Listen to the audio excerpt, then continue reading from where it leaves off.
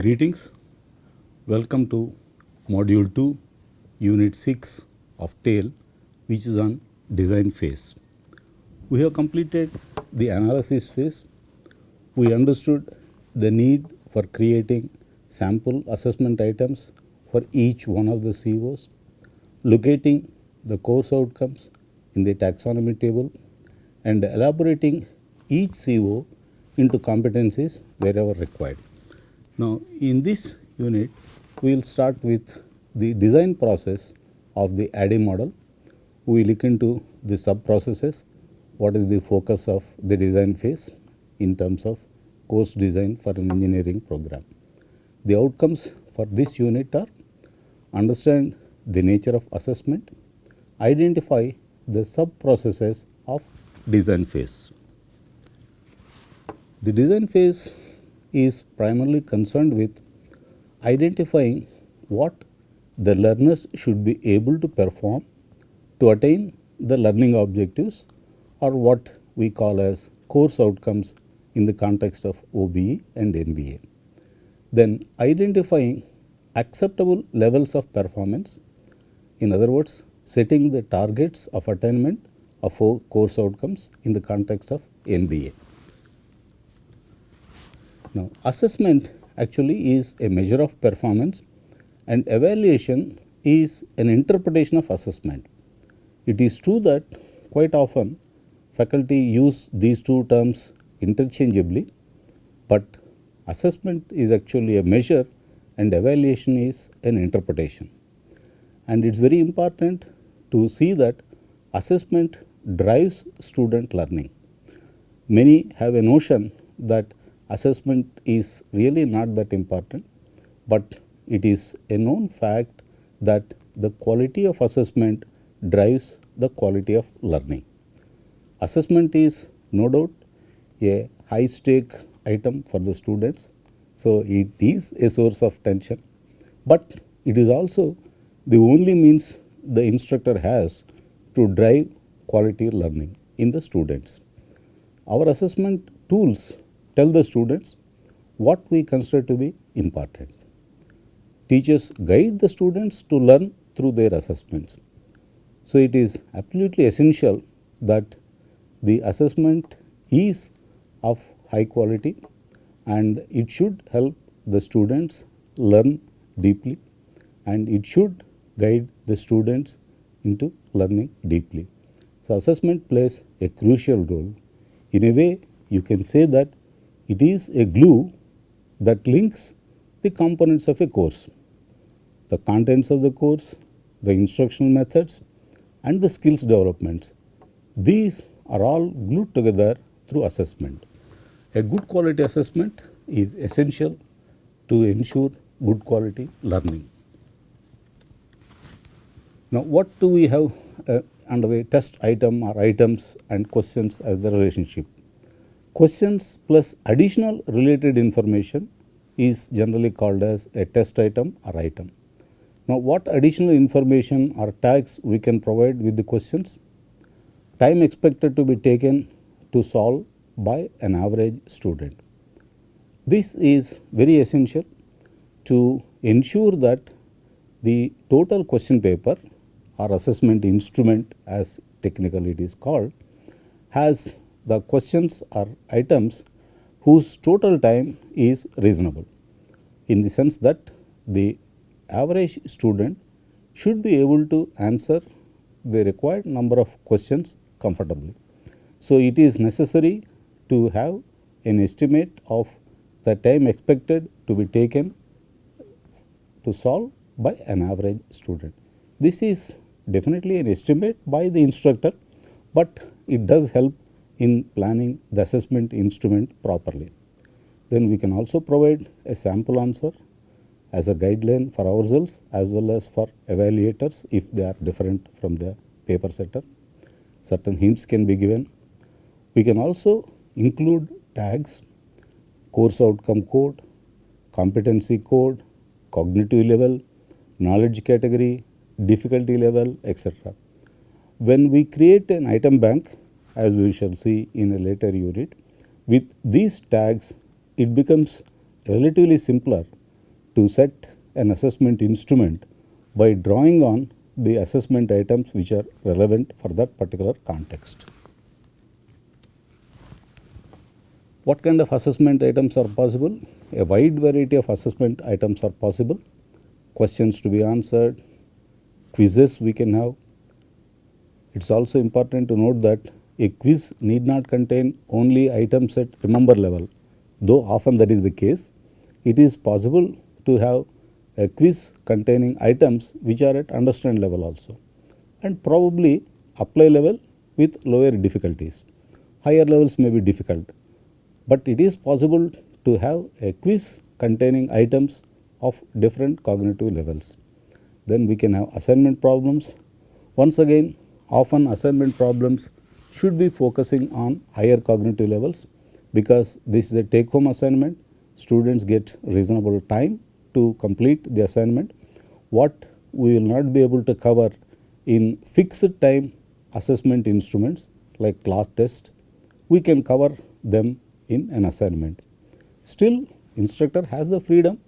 So if he or she wishes, certain number of questions at remember level, at understand level can also be included in assignment, though it is much more common to have higher cognitive levels in an assignment. Then laboratory experiments to be conducted, projects to be done. Projects could be even small mini group projects, or it can be a project of major importance. Then field work is possible, reports to be written, presentations to be made. All these come under assessment items. The selection of appropriate assessment items is the prerogative of the instructor. Now, an assessment instrument essentially is a collection of assessment items. The instructor selects certain assessment items, combines them to form the assessment instrument. Typically what we would call as a question paper if it is a written performance, but it is possible to have an assessment instrument with other assessment items also. I could create a question paper with quizzes and questions which require written responses. So it is possible to have diverse range of assessment instruments. Instructor has to decide which are the assessment instruments that he or she should use. There are guidelines possibly available either from the institute or from the university as to the nature of assessment instruments allowed, but within those guidelines, instructor would be having certain amount of freedom in choosing the assessment instruments. So they have a purpose and a context, and that will determine the structure of the assessment instrument. They can contain different types of items. Examples are quizzes, midterm tests, final examinations, group projects. As I mentioned, there are certainly guidelines provided either by the institute or by the university with respect to particularly items like midterm tests and final examinations. But within these guidelines, certain freedom certainly is available to the instructor to choose the items which constitute the assessment instrument. Types of assessment broadly, we have formative assessment, or what is called assessment for learning or educative assessment. This is also called as diagnostic assessment in some cases, and summative assessment where assessment of learning happens. The purpose of a summative assessment is to finally give mark or a grade to the student. So it is summative and it has a final grade or marks associated with that particular assessment.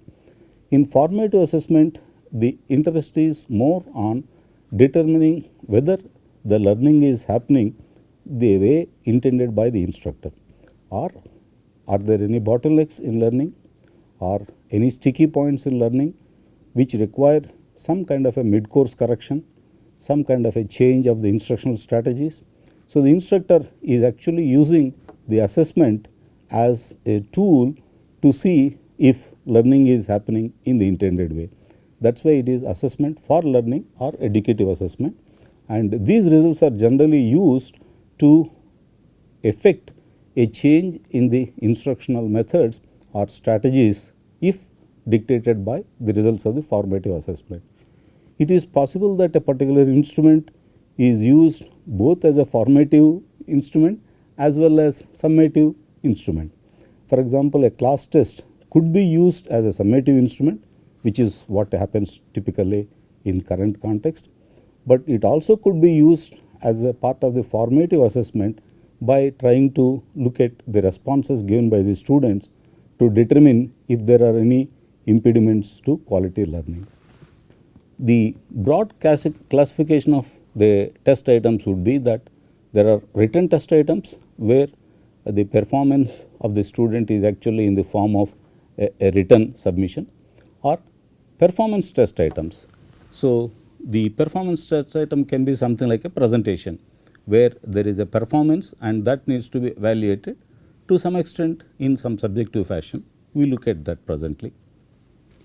The first type, where it is a written response type, again you have a wide choice of items possible. Primarily they can be called as selection type or supply type. In the selection type, the student is presented with certain responses and the student selects one or more of these as the response to be given to the question. A typical example would be a multiple choice question. In the supply type, the student has to supply the answer based on his or her understanding or long-term memory of the apply procedure or other kinds of clues. So, basically the selection type again has a wide range.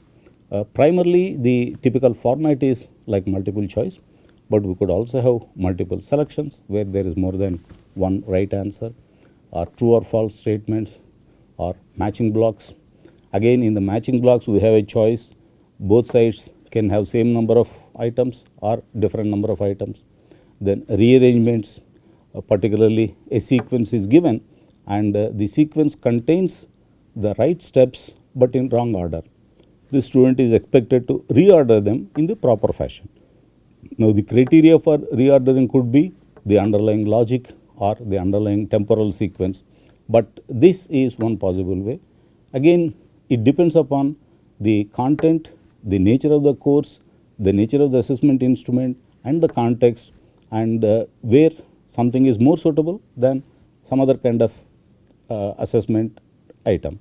So, the instructor has to decide which are all the items which are best suited for the given context. There can be checklists, there can be rating scales. So, a wide variety possible definitely. Even fill up the blanks, but fill up the blanks with a word chosen from a given list of words. So, that also can become selection type. Supply type items are fairly well known. Our typical detailed answer questions that we ask in a test or semester end question paper, they belong to the supply type items. We can also have completion type, fill in the blanks where the words are chosen, supplied by the student. There is no prior list which is given, or it can be sketch, label, it can be short answers, structured responses, numerical questions, even Viva OC. Though some do feel that Viva OC is more like a performance, because it is very difficult to eliminate the subjective feel for the performance aspect of a Viva. There is a body language, there is a way in which the answer is expressed, there is a way in which the communication takes place non-verbally. These factors are very difficult to be eliminated. So, some would consider Viva OC as more of a performance type, but it is possible to consider that as a supply type item also. Then performance type test items are typically like presentations.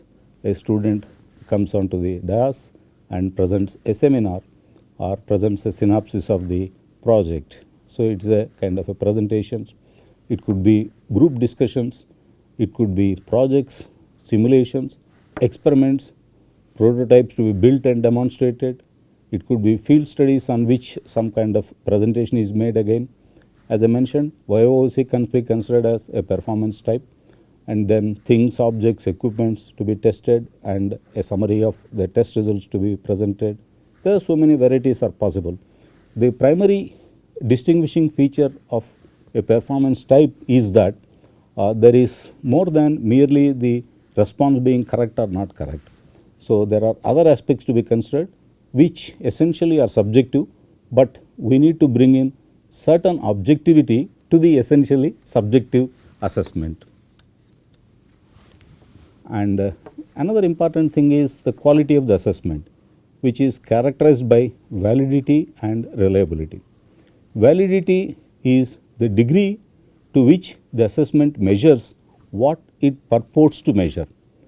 Now, the validity from a theoretical perspective can be considered in a variety of ways, but from our context, the primary focus is that the assessment instruments are being used to elicit responses from the students, which will provide us data based on which we can determine the extent to which a CO is being attained. CO is essentially a competency or a set of competencies that a student is supposed to acquire and demonstrate. Now, we would like to know what is the extent to which the student has acquired these competencies and is able to demonstrate these competencies. So, we are using the assessment. Unless the assessment is valid, the performance data that we get from the students will not be of any help to us in determining what is the level of attainment of that CO. If the CO is stating certain set of competencies, but if the assessment is really not addressing those competencies, then the assessment instrument is really not valid. The data that we get is of no use to us in determining what is the level to which the students have acquired those competencies. So, it is very essential that every assessment instrument be checked for validity. This is so important that under the NBA framework, colleges are expected to have a committee to scrutinize the assessment instruments for quality. And one of the very important factors of quality is just now we saw validity. So, the committee is supposed to actually check the assessment instrument for validity. An invalid instrument is practically useless for us in terms of getting the data. Even semester and examination papers have to go through certain amount of quality assurance activity.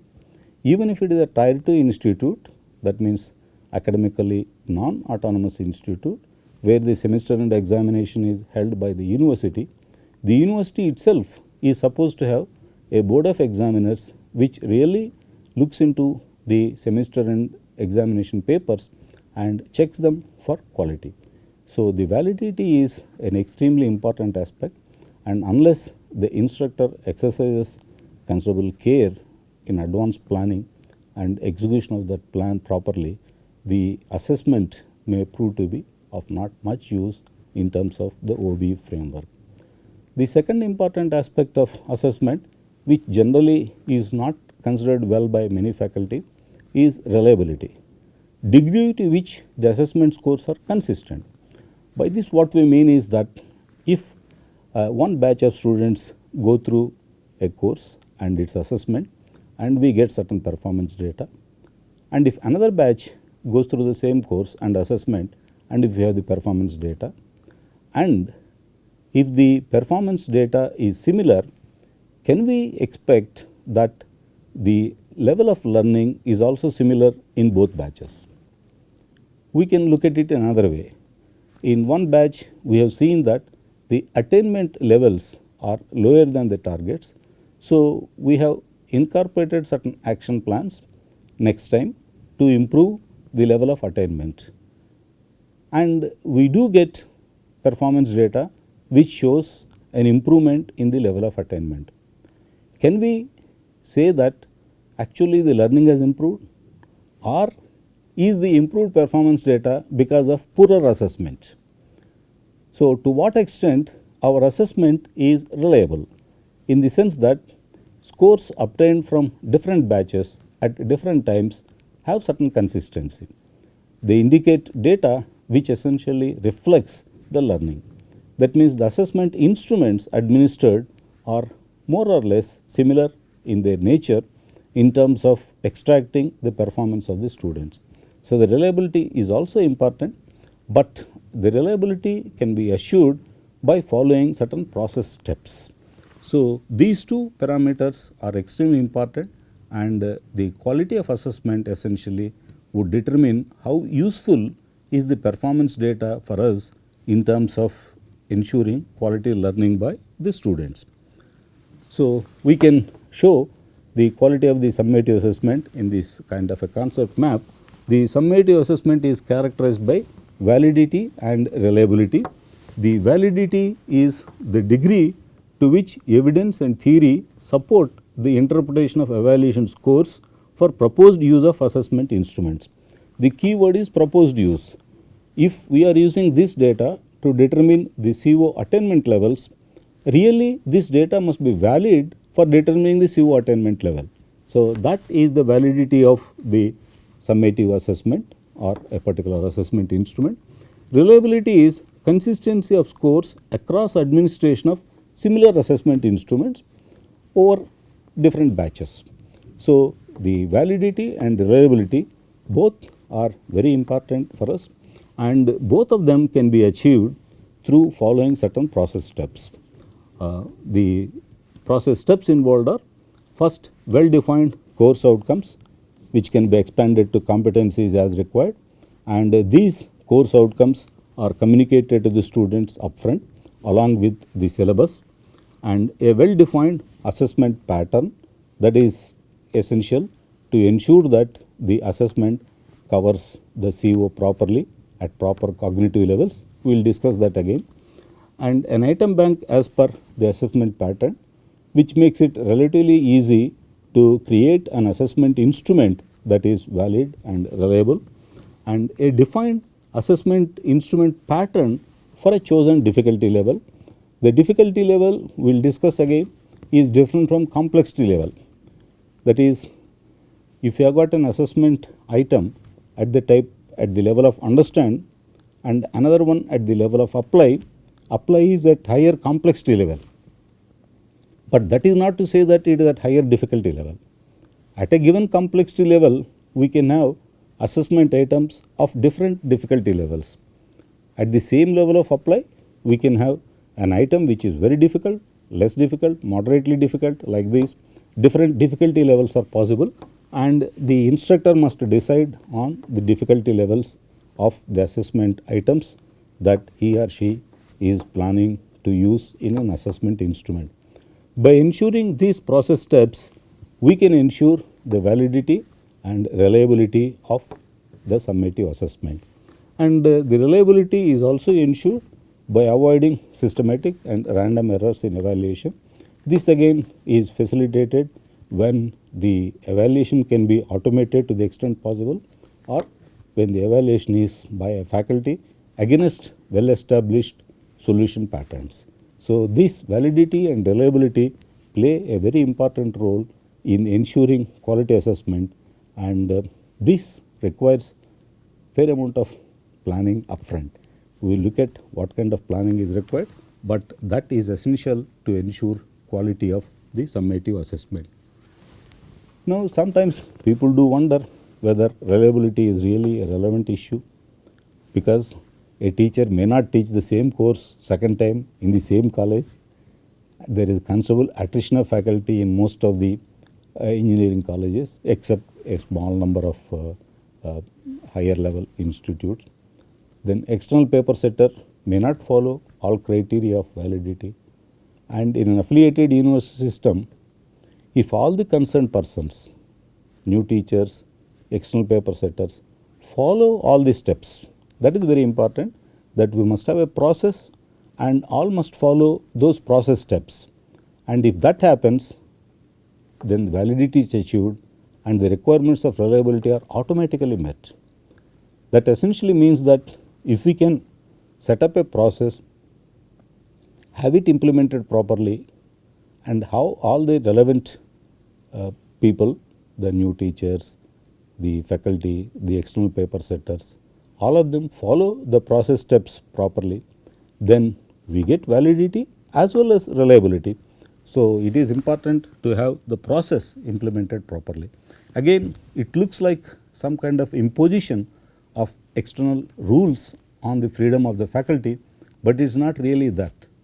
It is essentially faculty has all the freedom, but the process steps ensure that what the faculty does results in quality assessment. So, it should not be seen as a kind of a straitjacket or as a kind of a restriction on the freedom of the faculty, but it should be seen as a process initiative to ensure quality of the summative assessment. Looked at from that perspective, faculty should have no problem in adopting that process step. It is possible to fine tune the process according to the rules and regulations of the institute or the university, but we must have a process. When evaluation is scoring, there is again fair amount of variability, typically 1, 2, 5, 10 or more marks, but several semester end question papers do have different kinds of scales, even 12 marks, 8 marks, these are all possible. But again we will see later that having certain kind of a standardization across the institute or the university has certain freedom in terms of creating a good item bank. But again this is a policy matter, but if it can be taken care, then we can create quality assessment relatively with less amount of effort. Then we need rubrics when we are trying to evaluate the performance oriented items. So, what is a rubric? It is a scoring tool for subjective assessment of a performance. Like a student is making a presentation. Now, a presentation is measured not only, the quality of presentation is measured not only by the actual content, but there are several other factors which go to make the presentation a good one. Now, what are all those attributes which make the presentation good, and then how do we measure those, how do we evaluate those things? They all come under the broad antenna of rubrics. Now, essentially it is subjective. Even with rubrics, subjectivity is not altogether eliminated, but it does give an objective framework and it makes it transparent, and it also creates some kind of a structure which is helpful to the student also. When the rubrics are communicated to the student knows what are the attributes on which he or she is being assessed. So, that would help the student also to understand the process of assessment more clearly and prepare accordingly. So, rubrics is a set of criteria and standards linked to the competencies used to assess a student's response on performance test items, typically like a seminar presentation or a project work presentation. So, rubrics allow for a standardized evaluation according to specified criteria, making grading simpler and more transparent. And when these are communicated upfront to the students, that means when the rubrics are communicated to the students know what is the basis on which they are being evaluated and they can prepare accordingly. So, the whole system becomes more transparent. What is essentially a subjective evaluation has now become a more transparent, no doubt still subjective, but a more transparent framework based evaluation, and that is the advantage of rubrics. And there is a website which is mentioned there, rubistar.forteachers.org, which contains a varieties of rubrics for a varieties of items for a varieties of courses. They can be used as guidelines. Several other education centers of several universities do provide some kind of a guidelines on how these rubrics can be constructed, like the Learning Teaching Center of Carnegie Mellon University. Many other universities do provide the kind of a guidelines based on which the rubrics can be constructed. But most important point of the rubrics is that they are first constructed, that means rubrics exist. 2, the rubrics are shared upfront with students. This is an essential aspect to make rubrics effective. As an example, we can look at how we evaluate the presentation. The rubrics for that could contain primarily at the highest level 3 categories: the content itself, which typically is based on the course, but there are other things, other parameters on which the evaluation takes place. They can be vocal skills and non-verbal skills. So, in non-verbal skills we could have eye contact, facial expressions, posture. There could be several other attributes that you wish to list. Then in vocal skills you can have the enthusiasm and vocalized pauses, well, the kind of pauses that we make during the presentation, how frequent they are they impeding the progress of the flow, are they impeding the ease of communication, one could have parameters like this. One could have parameters like the filler words that people use, or the completeness in terms of syntax and semantics of the sentences used by the student. There could be several other parameters like that. So, these attributes have to be listed by the faculty upfront and communicated to the students. And then the actual content itself, the topics announced, the time frame, given certain amount of time, to what extent the time frame is being maintained by the student, then what kind of visual aids are being used, then whether the content compliance is happening, and professionalism of content and presentation. So, there can be several attributes like this, and they can be organized hierarchically. That is, at the top of the hierarchy we have non-verbal skills, then that is broken down into lower levels like eye contact, facial expression, posture, gestures, all these.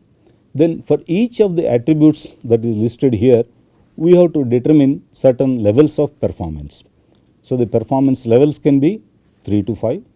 The more the performance levels, it becomes more difficult to evaluate and becomes cumbersome.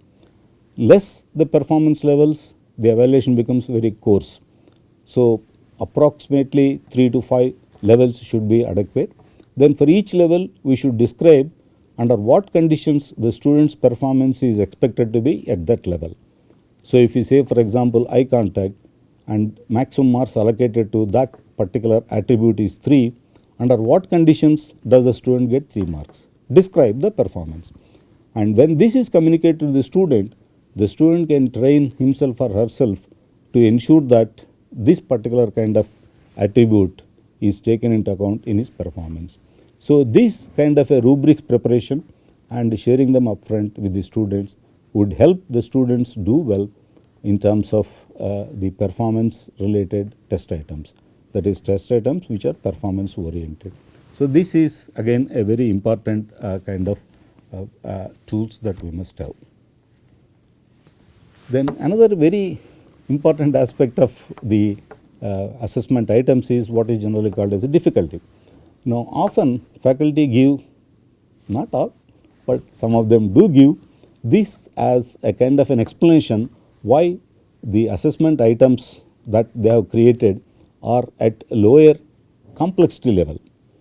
If the CO is at apply level, they may ask a question at understand level and say that our students are weaker students, so they will not be able to answer at the apply level. This results from a confusion between difficulty level and complexity level. These two are two different things. The complexity refers to the cognitive level, but the difficulty level refers to the amount of effort taken by the student, the time taken to solve the problem, the cognitive load, the number of facts to be taken into account, the number of concepts to be taken into account, but at the same cognitive level. That means at the apply cognitive level itself, I can have assessment items of different difficulty levels. We could classify them into any number of levels, but typically people classify them into 3 levels. Very low difficulty level, moderate difficulty level, high difficulty level. So, at a given cognitive level, it is possible to construct assessment items at different difficulty levels. So, in order to do justice to the students, in order to help them learn well, it is better that we stick to the cognitive level. We do not compromise on the complexity. We stick to the cognitive level, but at that cognitive level, we can compose assessment items of lower difficulty if we feel that that is what we need from our students. But compromising on the cognitive level itself would be a disservice to the students. So, difficulty level is characterized by content, task and structure, and this is one example we can see where at the same cognitive level questions of 3 different difficulty levels are posed. The first one is lower difficulty, second one is moderate difficulty, and the third one is higher difficulty level. So, all of them are concerned with determining the time period only. So, which is basically at the cognitive level of apply, the time period of a simple pendulum of length 1 meter. So, that much is common, but in the lowest difficulty level, it just asks for this time period calculation on the surface of the earth. But in the second one, the same information is to be calculated but now the pendulum is placed in a lift which is moving upwards with an acceleration of 2 meters per second square. So, it gives higher difficulty level while retaining the same cognitive level. The third one is also same, determine the time period of a simple pendulum of length 1 meter, but now the context is the bob dipped in a non-viscous medium of density 1/10 of the bob and is placed in a lift which is moving upwards with an acceleration of 2 meters per second square. So, this is a higher difficulty level, but all of them are at the same cognitive level.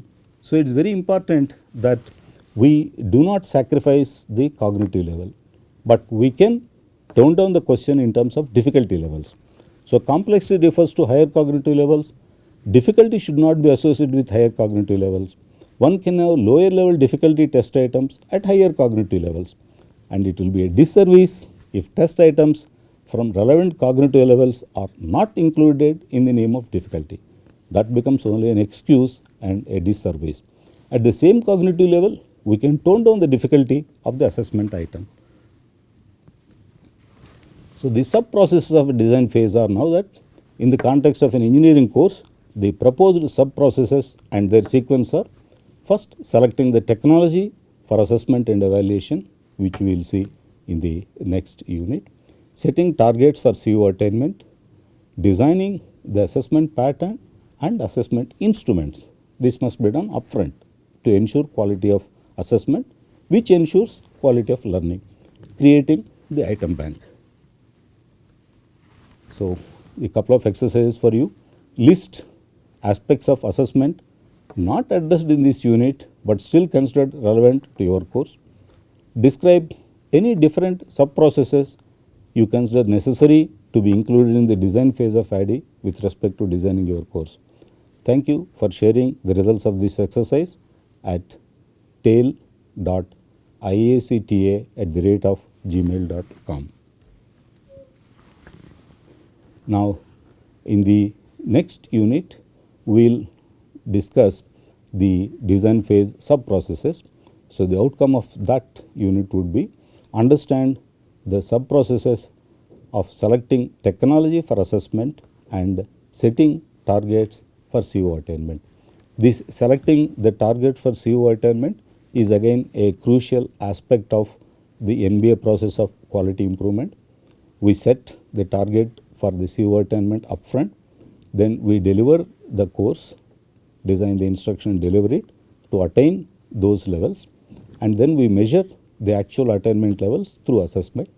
And if the actual attainment level is as per the target, then we can think of increasing the attainment level targets. But if you fail to meet the intended target levels, then we will have to look into the reasons for that and try to create remedial measures, improvement plans, so that the next batch does achieve the intended target levels. That will be completing the quality loop, and this is the essence of improving the quality of learning by the students.